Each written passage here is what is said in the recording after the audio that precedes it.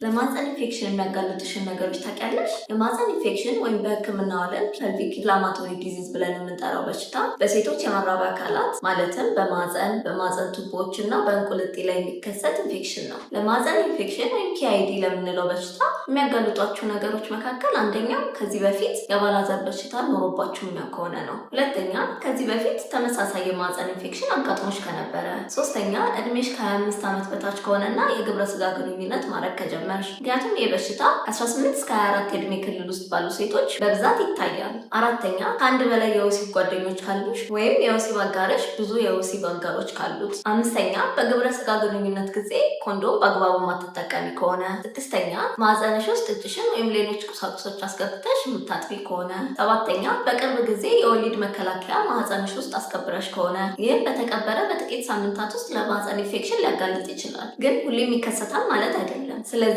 የወሊድ መከላከያ ማህፀንሽ ውስጥ ከማስቀበርሽ በፊት የአባላዘር በሽታ ምርመራ ብታደርጊ ጥሩ ነው። በዚህ ዙሪያ ጥያቄ ካሉት ኮሜንት ሴክሽን ላይ ያስቀምጡልን። የማህፀንና የፅንስ ሐኪም ማማከር የሚፈልጉ ከሆነ የዊኬር መተግበሪያ ከፕሌይ ስቶር አውርደው ይጠቀሙ። ቻለን ሰብት